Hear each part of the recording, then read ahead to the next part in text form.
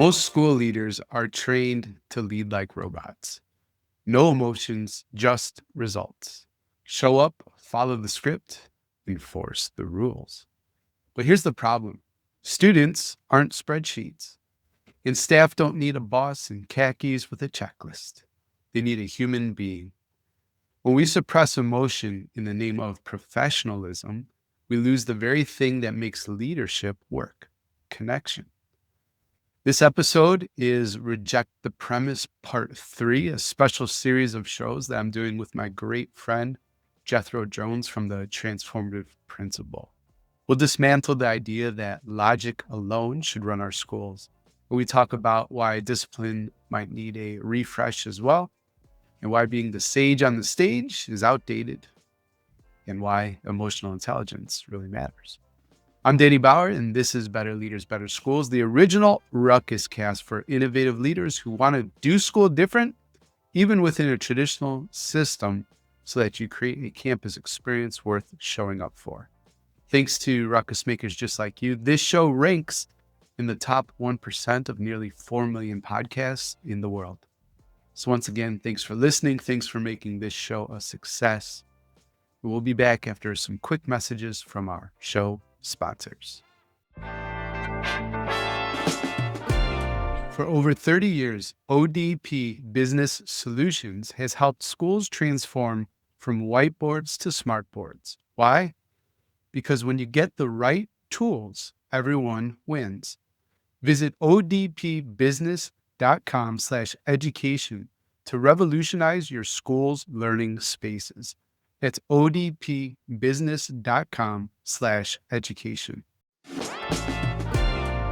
What if leadership development felt more like a cheat code and not a checklist? The Ruckus Makers Substack delivers the boldest leadership content in our industry. And each week you'll read the Reframe, which is mindset shifts in 90 seconds or less, .ai, supercharged leadership prompts and custom GPTs, the Mediocre Educators Hub, where the onion meets education, what could go wrong, and First in Line, exclusive access to all our best content before it hits the bookshelf. Subscribe now and create a campus experience worth showing up for. And just for listeners of this Ruckus cast, we have a special offer. If you go to ruckusmakers.media/awesome, you'll get 50% off an annual subscription for your first year. That's ruckusmakers.media/awesome to get started today for 50% off. IXL takes the guesswork out of lesson planning for teachers. IXL's ready-made lesson plans are aligned to your textbooks and state standards, so teachers can turn to IXL for the exact content they need to help their students. You can get started today at ixl.com/leaders. That's ixl.com/leaders. All right. Hello, Jethro. How are you? Well, I'm great, man. How are you, Danny? Well, I feel great because I want to congratulate you. You finally have made it. Oh, I've made it. Hallelujah. It's there. Hallelujah. Yeah. I'm so proud of you. So, to all the people that know Jethro, and they're thankful that he's on my show.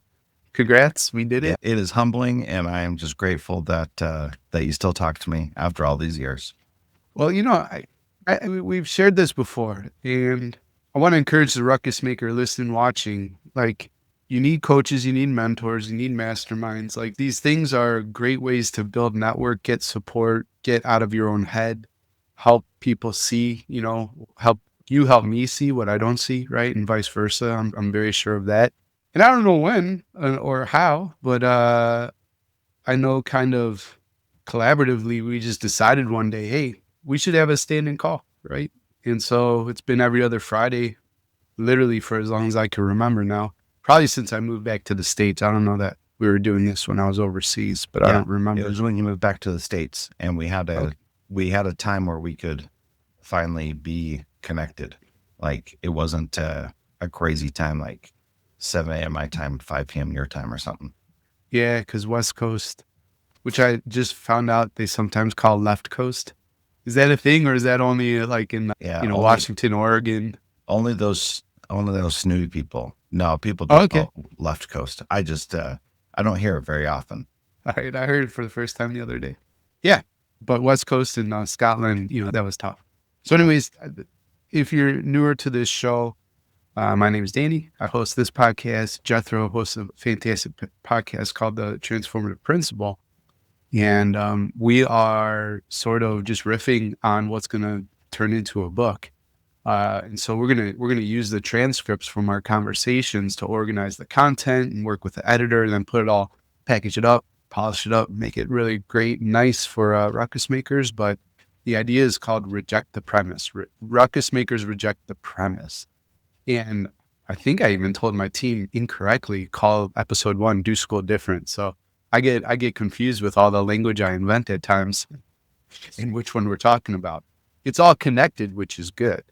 But the idea with Reject the Premise is that this is very important, because as a school leader, often we are told, like, this is how things are done.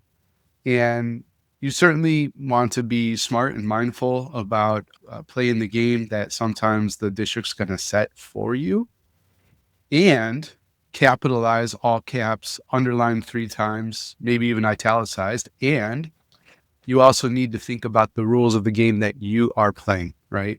And if you want to accept what society, the system, your colleagues say about education is true, or do you want to do some original thinking and decide for yourself? So these special episodes, Reject the Premise, we're just going through things that we're told as school leaders, and then we're riffing on, like, yeah, what is our take on that? So anything to add to that, or you just want to jump in? I love it. Let's jump in. Okay, so emotions, right? I've met many school leaders who I'm convinced are coming from the future. They're hunting Sarah Connor. They want, right? Like, they're trying to Yeah. eliminate the human race, and with AI here, maybe it's true. But these robots playing as principals think emotions should be like totally locked out of work, right? And they Yeah. refuse to acknowledge any of the emotional side of the work. So we reject that. Crazy. I don't know if you want to say it's stupid. I'm going to say it's stupid to Yes. reject, the emotional side of the work.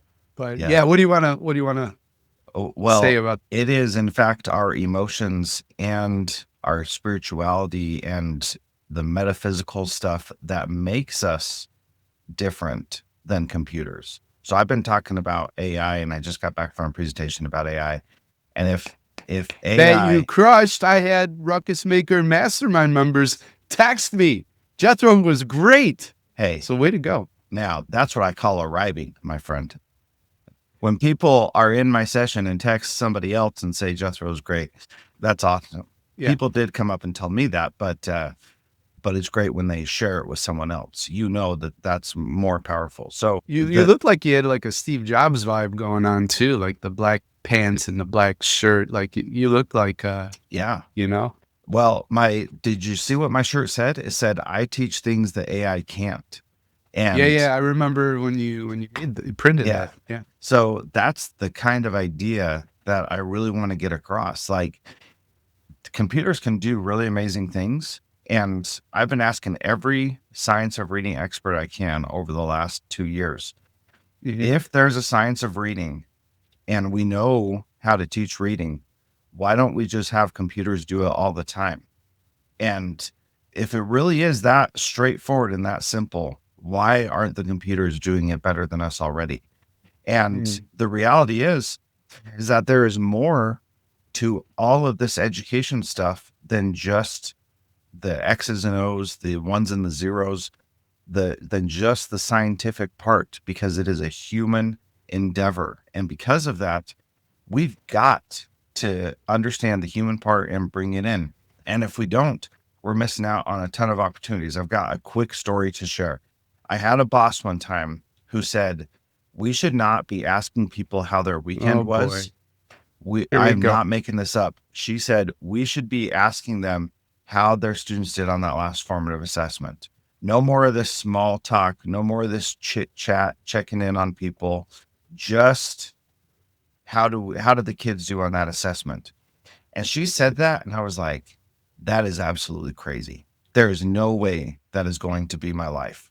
Now, thankfully, she walked that back a little bit after, some people told her that's probably not the best approach. But the thing is, we have to lean into who we are as people and understand that that there's something better there for us. I think that's a future Mediocre Educators Hub article, which is, if you don't know, it's breaking news. It is the hottest publication out there, available to school leaders, Ruckus Makers specifically. I wish I had more time because I think that'd be a very fun Instagram, page. But the Mediocre Educators Hub is available on ruckusmakers.media. And that's a place where at times Jethro and I collaborate. I'm definitely creating a lot of content there. And there's different categories of content, but Mediocre Educators Hub, otherwise known as meh,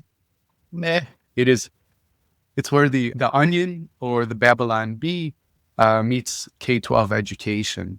And our goal is to help you laugh because this job is really hard. And often, if we lighten up a little bit, I think we could do this difficult work a little bit easier. And I've had many, many readers ask me, hold on, is this true? Yeah. Right? It's awesome. Anyways, yeah, check that out. Ruckus Makers, that media. So the reason Cool. why I totally got sidetracked. Oh, yeah, That's because okay. your principal told you that. Yeah. Who I- cares about your weekend, kids? Yeah. How was that take test? those weekend plans and flush them down the toilet. Are you making gains?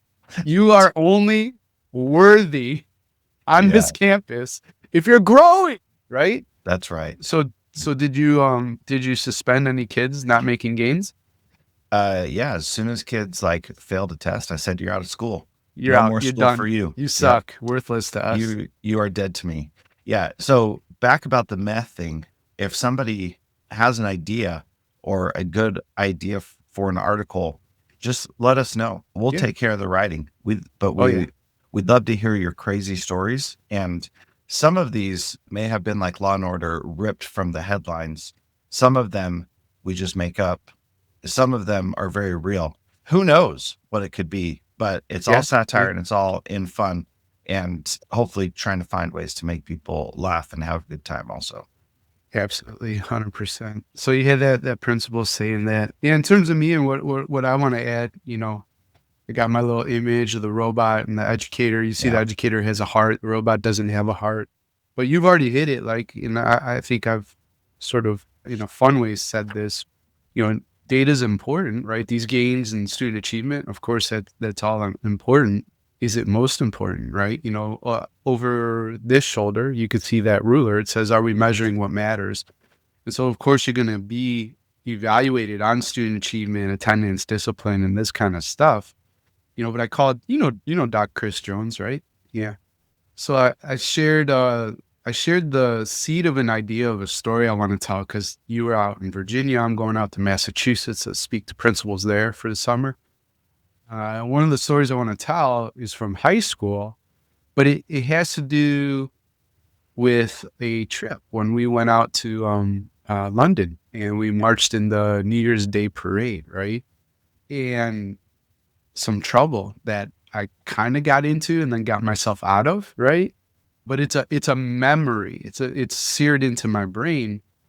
And the point I want to make with the story is if I ask you to write down here, we could just play this right now. I mean, just say pass if you don't want, or we can cut out any thinking time that you need to take. If you think of the top or maybe even the top 3 experiences from high school, I don't need the story, but just what's the 1 sentence or 6-word story that's there, right?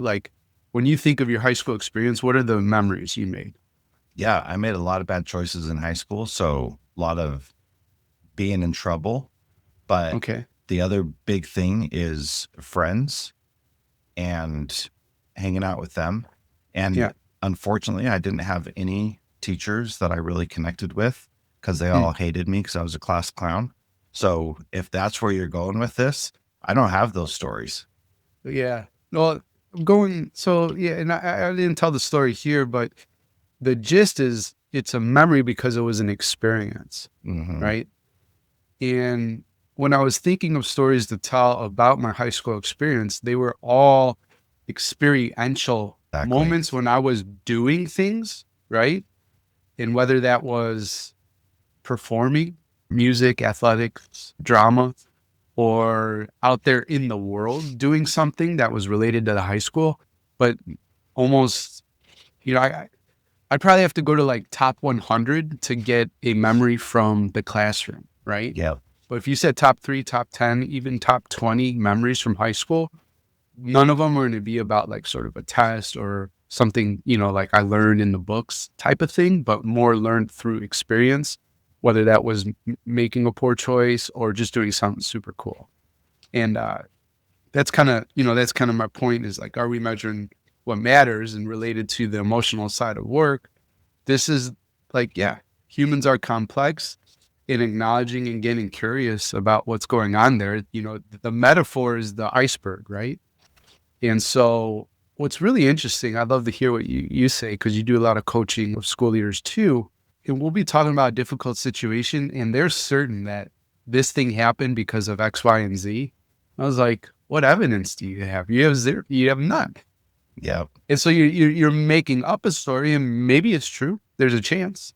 But often it's like, oh, and all this stuff happened. And usually like, right, because the teacher hates me, or the supervisor hates me. And maybe they do. I don't know. Or maybe there's a lot of stuff going on underneath the surface that you don't know. So how do we get curious about that? And it's aligned to what we're saying here, because it's the emotional side of work. Last thing I'll say, and then I'll pause, see if you got anything else to add. I'm into meditation, mindfulness, and that kind of thing. Even went through a 2-year program to become, and I am a certified mindfulness meditation teacher now. Well, there's one meditation that's called Just Like Me.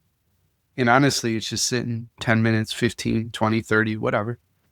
And you're thinking about people just like me, right? So you have a mom and a dad just like me, right? You have ups and downs just like me, right? Running your business. You love getting outside and taking walks just like me. And so anyways, it's going through that and just seeing like how many connections we have with people. And I think that's a good approach. And, is more on the emotional side versus just the numbers and data. So anyways, got anything else to add to this? Yeah. The thing that I'll add is what you're saying about the experiences is true. The experiences are what I remember. And everybody says that. And I ask these questions when I do presentations, and I'm like, who here like remembers a lesson? And almost nobody ever does, because even teachers who loved being in school, that's why they went into that as a profession, don't remember specific lessons. It's always about the experiences, how people made them feel, all that kind of stuff. That's what really matters. And yet it's not legislatively convenient. So we don't pay attention to it. We don't focus on that aspect. So the other thing that I'll say about that story in your head, I have these communication cards that I give people when I'm coaching with them. They put them on their door, and they put them on the door so that people can have difficult conversations with their principal, because it's hard. And so you put this card on your door, people take it off, and it's a sentence starter, basically. One of them is the storyline. And here's how the storyline works. You say, I've got a storyline in my head. And I told my people, when you say you have a storyline, you're allowed to say anything that you want, whatever your storyline is. I am not allowed to get mad at you. I'm not allowed to interrupt. And I just wait until you're done. And then once you're done, I have 100% permission to tell you if your storyline is correct or false. 99 out of 100 times, because I've done it that many times, the storyline is wrong. And when the storyline is actually right and the person is telling themselves a story and they're right, then I'm disappointed or frustrated or whatever. If that happens, then that also comes with an apology that I wasn't man enough or woman enough to tell them, hey, here's why I'm upset with you, and this is what's going on. And let me tell you, man, the way that this has changed people's lives is incredible, because people who come and tell me anything they want, they can yell at me, they can swear, they can tell me all these bad things, accuse me of the worst things in the world, if that's their storyline. And then I get to say that whether or not that's true. And I promise when I give that when I say here's a storyline card, I promise that I will be 100% honest with them about whatever. And so sometimes there's a little grain of truth in there. Like you walked by my office and or my classroom, and you made a little smirk. And so I thought that you were upset and bothered and blah, blah, blah. And, that I did make a smirk, but it was about something else. And that's where the only bit of truth is that I made a face. And it was because I saw somebody in the hall doing something or whatever. So yeah, this idea of a storyline is very powerful, and people use those all the time, and they're so helpful in helping you start a difficult conversation. Yeah, that's so good because we are telling those stories. We 100%, all of us are.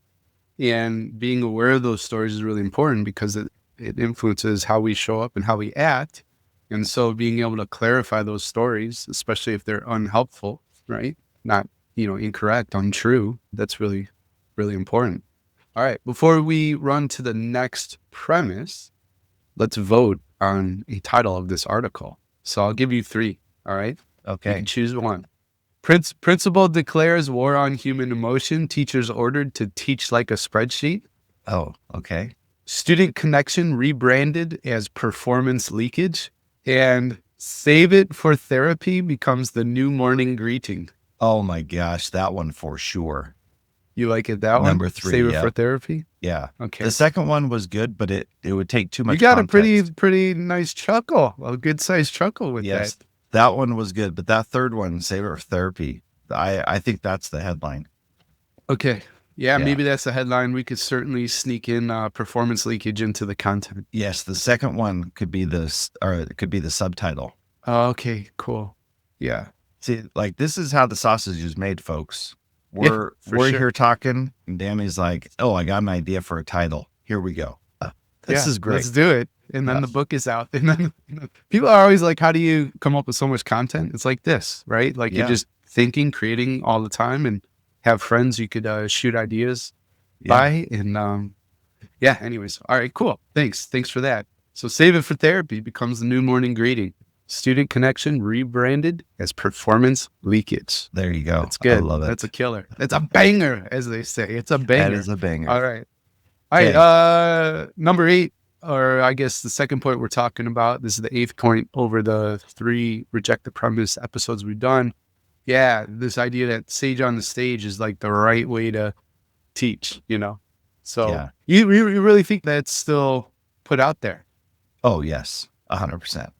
I'm in such a bubble when it comes to that, right? Because like I rejected that maybe 2 decades ago, right? Yeah. My second year teaching, I rejected that. Yeah. Well, that's an insight too. What's ordinary to you is extraordinary to me. Because there's stuff that we were doing on campus. Now, school administrator, let's say a decade ago, and people say, "Oh man, I'm doing this thing." I'm like, "How are you just doing that?" It's really interesting. But I guess, that's what makes you a ruckus maker. So anyways, all right. Tell us about Sage on the Stage. Well, so a lot of people think that we need to go to something like Guide on the Side. I actually have a little thing that I want to show you real quick because this is what I think it actually should be. So there's the Sage on the Stage, but better than the Sage on the Stage is the Guide on the Side. So if you're doing Guide on the Side, like that's better than the Sage on the Stage. But the next one is a Compass Among Us. And this is where I think that it's really valuable because the Compass Among Us, it's not like a GPS, which is what I think a lot of people would say that's what we need to be getting to. The teacher tells you exactly what you need to work on next. What the teacher, I believe, should be doing is telling you where true north is, helping you stay focused on your goals, and then you decide as the learner where you're going. And so this is my little visual explaining this, and this is what I think schools really should look like.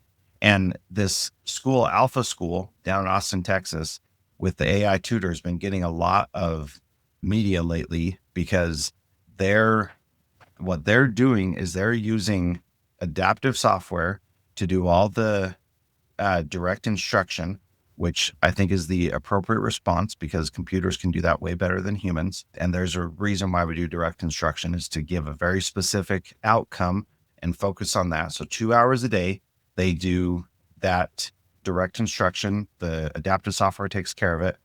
And then the rest of the day, is the kids working on projects and things they're interested in and activities and things like that, where they're learning all these other things. And that is a winning combination. They say that the teacher's the guide on the side there, but I think what they're actually doing is the teacher is the compass, because they are saying, here's true north. What is it that you need to do to accomplish these things? And that is the best role for a teacher, because that's why everybody got into education, to see that light bulb go off in kids' eyes and to see the growth. And that doesn't happen when you are the sage on the stage. It just doesn't. And it might every once in a while, but this comes back to my deeply held belief that all learning is personal, no matter what you're doing. And you may try to like teach everybody the same thing, but every single student is going to engage with that in their own way and do their own thing. And there's nothing that you can do. No pedagogical process is going to overcome the fact that each person is their own individual that experiences it in their own way. That's great. I like the idea of compass among us. I was hiking with my nephew. So we're in some beautiful park in Massachusetts. And I totally could have taken over the hike, so to speak, and sort of like led or whatever. But Silas is working on a Boy Scout merit badge. He has to do 3 10-mile hikes and 1 20-mile. Nice. And he let me know that I'm supposed to do all the hikes with him, right? So, which is great. I love hiking, But I think with leadership, life lesson at times, and this might be why the Sage in the Stage is popular, maybe it taps into like control, right? Like you feel like you're controlling stuff if you're the one sort of maestro in the classroom. And and with the merit badge, for it to be done with integrity, he had to plan the route, right? He had to keep us on the route and all of that. And to your point, compass among us, one, I just let him talk the whole time and just listened a lot of deep listening and asking questions. And I think he really likes those hikes, because something I've noticed even doing this podcast, I like doing it with you because I talk more than usual. But when I have a guest and, they're here to talk about their work, I really just try to ask some great questions like I did with Silas and get out of the way. And nearly 100% of guests will say like, that was one of the best conversations, the quality of your questions, and they'll give examples. And there's a difference between hosting a podcast or leading a classroom and just being like, we're getting these things done, and that's the agenda. And who cares what else happens in reality, or having a path you kind of want to go on, having a compass to help you directionally stay true, but then getting curious, right? And exploring and doing that. So anyways, Silas did it. He mapped out the path. He kept us on track, and he shared, about his life, which is great. I think the big point I was trying to land is that people don't have a lot of opportunities just to share, just to talk. And that's the other thing they say is like, Danny, you ask great questions, but man, I can't remember the last time I was having a conversation and people aren't necessarily trying to interrupt or put their point in and da-da-da. And that's fascinating that's a superpower that probably both you and I have. Last thing I'll say is, to the compass among us, he has the All Trails app, which his mom, got for him, the premium version. And the cool thing about that is he plotted his 10-mile route. And then at some point we got off that route, but the map tells you you're off route. And then you could decide, right? Do I want to keep going this way, or do I want to get back on what I had planned? But that was really, pretty cool. So, well, and that is the reason why I chose the compass instead of a GPS, because a teacher wants that control, wants to be the GPS and say, here's what you need to do next. And the reality is the teacher just needs to say, hey, here's north. Where's that in relation to what you're trying to do, what you're trying to accomplish, and are you on the path you're trying to follow? Because I'm not telling you like, hey, you're off course, you need to get back on. I'm saying, here's north. This is the directional heading. What are you trying to do? How are you trying to manage that? And then, you make it possible for the kid to be able to say, oh, that's exactly what I want to be doing, and it's fine. And I can be off course, but I know where north is, and I can always get back there. And, I think the goal right now in education is to make it the GPS. And I just don't think that that's going to serve us long term. Just like being emotionally disconnected is going to serve us long term. Brilliant. All right. Well, this is a good place to take a quick break, get a message in from our sponsors. And then when we come back, we'll talk about discipline. And if the root of discipline problem is the students and traditional ways of doing it, or is there a better way? ODP Business Solutions, formerly Office Depot Business Solutions Division, has been a trusted partner for schools for 30 years. At ODP Business Solutions, we're by your side to meet your evolving education needs. Remember that feeling when you wanted to upgrade your learning spaces, but the budget said, maybe next year? Here's what most people don't know. ODP Business Solutions doesn't just offer competitive pricing. We give you access to negotiated cooperative contracts that maximize every dollar. Want proof? We helped the Baldwin School District transform their entire campus while staying under budget. How? By combining smart design with smarter purchasing. From essential supplies to cutting-edge tech, from sustainable cleaning solutions to flexible furniture, we're your one-stop shop to do school different. And the best part, you can get it all from a single supplier. That helps you simplify ordering and streamlining budgeting while staying compliant with easy access to cooperative contracts. However you want to advance, ODP Business Solutions has 30 years of experience helping districts like yours get ahead.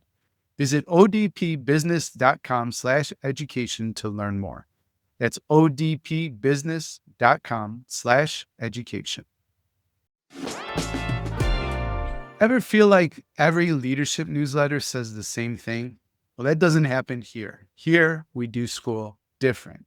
And the Ruckus Makers Substack delivers premium content, frameworks, and tools at a bargain price. Subscribers get access to the Reframe, which is mindset shifts in 90 seconds or less, .ai, supercharged AI prompts and custom GPTs, the Mediocre Educators Hub, otherwise known as MEH. So that's the Onion meeting education. It's satire. Nothing could go wrong here, I promise. And first in line, exclusive access to all our content before it hits the bookshelf. You won't find listicles or laminated cliches here. You'll get real tools, punchy perspectives, and the kind of insights that helps you do school different starting today. Subscribe now at ruckusmakers.media/awesome. And this is just a special gift for all the listeners of the Ruckus Cast. You'll get 50% off your first year of an annual subscription. So go to ruckusmakers.media/awesome to get started today. What makes an assessment effective? I would argue giving teachers access to quick, reliable, and useful results that inform the next best steps for teaching. And that's where IXL really stands out. Teachers get powerful insights into student performance on a daily basis so they can address issues the moment they arise. Imagine that, adjusting instruction in real time before it's too late. Your teachers have a tool that helps them be even more effective. And your students, they grow and they grow. Check it out for yourself at ixl.com/leaders. That's ixl.com/leaders. All right, and we're back with Jethro Jones from Transformative Principal. I'm Danny from Better Leaders, Better Schools. We are doing Reject the Premise Part 3. So if you haven't caught the first two, you can go back to Jethro's podcast has Part 2. Mine has Part 1 on the regular podcast feed, and I'm also releasing them on ruckusmakers.media. But yeah, I said before the break, discipline matrices, traditional discipline, students is the root of all discipline problems, right? What's wrong with this kind of thinking, Jethro? Yeah. Well, have you ever heard people say, our schools would be great if we just didn't have kids there? I haven't. No, I haven't. So I have. you're breaking my bubble on so many levels today. Who are these educators, Oh man. and why don't I know them? Yes. Goodness gracious. So it's discipline. I mean, this ties into the themes that we're talking about before, that this idea of control and you have to do what I say and all that kind of stuff. And really what we're trying to actually do is help these kids determine who they are becoming as human Yeah. beings. And that's the key. And I'm going to start with my image again because it's one of my favorites. And it is a lever with this big long pole and the guy pulling the lever to move the behavior. And what I always tell people is, what's the smallest possible thing you can do to change the behavior? That's what you need to do.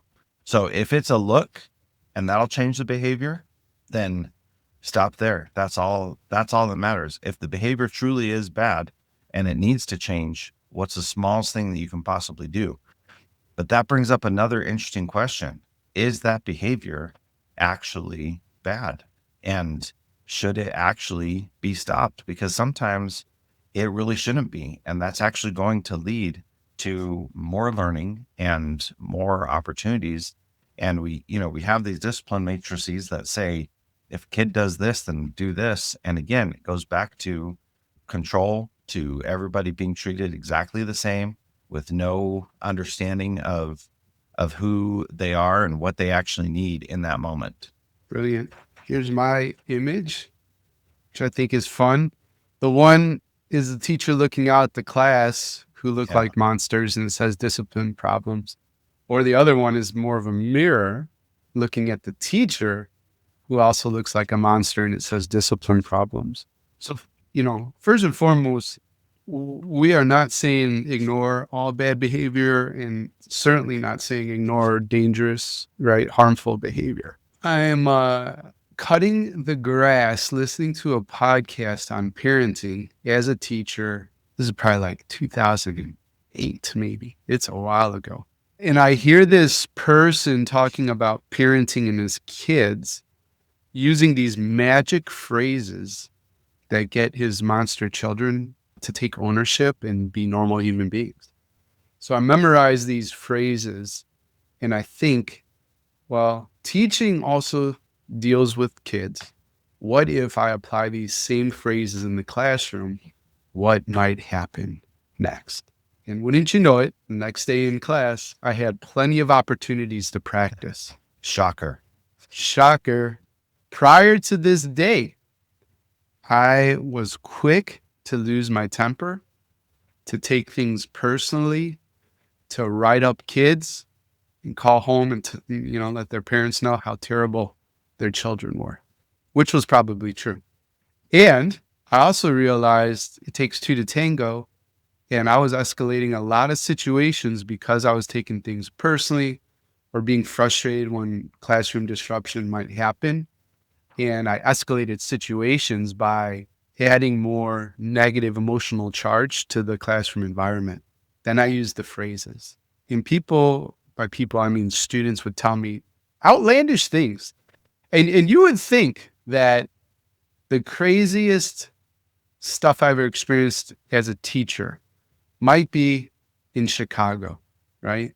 In various settings around the city. But I found the craziest things happened in little old Champaign-Urbana, right? Where the University of Illinois is, and with sixth grade students, not high school students, right? But these little sixth grade kids would say the wildest, most horrific stuff. So I started responding, maybe that could be, you're probably right, right? It was all these and I've told this story before, but I call them like sort of Jedi mind tricks because they were all very neutral in response, or maybe even a little bit positive, agreeing with what they were saying. You're the worst teacher, well, maybe. I'm not going to do your homework and well, that could be. And I just wouldn't add fuel to the fire, so to speak. The second I did that, students respond saying, what do you mean that could be, or probably right, And I would just say, yeah, I hear what you're saying and you're probably right, And I wouldn't fight them on it. It was the last day that I never wrote up a kid again. And what that taught me when it comes to discipline is that my emotional regulation and what I added to the sort of the classroom culture was a major factor, because the same stuff still happened, but my response changed in this neutral way, and it just didn't set me off. And if I wasn't getting set off, which is extremely entertaining for a student, well, they stopped trying eventually, and the classroom became super peaceful. So, that was my approach. That was my approach to discipline. Yeah, I love that story because that's so true. And we have way more control when we stop trying to control everybody else, when we just control ourselves. And that's huge. And it works with your teachers. And if your teachers are freaking out, that doesn't mean that you have to. When I got my first assistant principal job, a bunch of people told me two things. And I swore that day those things would never happen. Number one, that I would have a line outside my door after lunch and recess. And I was like, nope, never going to have a line outside my door as the assistant principal. That's not happening unless the kids are just so excited to see me and do something positive. That's the only line that's going to happen. Number two, that I would need to wear good running shoes because I'd be running across the school every day. So as soon as I heard those things, I said, all right, I am never going to run inside the school building, and I am never going to have a line outside my door. I never did those things. And all through my professional career, never ran and never had lines outside the door because I just wasn't going to let that be the case. So if a line like started forming, I'd go deal with the line and get it out of there. If there was an emergency, then I would calmly walk from one place to another, even if inside I was freaking out, because I knew that if I started running and people heard my footfalls pounding down the hall, they would also get escalated, and all that would do is make the problem worse. And there were a couple of times where there were very serious situations, and teachers, secretaries, students, parents have all commented, Jethro, how are you so calm about this? This is a big deal. Why aren't you like freaking out? And it's like, well, there's just no need to, because me freaking out would not help it at all. Not at all. And it never did. I don't remember who I was interviewing, but she was sharing a similar story because she made the mistake in dressing nicely. She had heels on too, which I don't even know how you could run in those. But anyways, someone was called. She was an AP and wanted to prove that she was on it. And so she like sprinted, but I guess the clack of the heels and that kind of thing. And it freaked out all the teachers, right? Like, what's going on? And they were super worried. And, it was an issue that needed to be dealt with, but, not like crazy.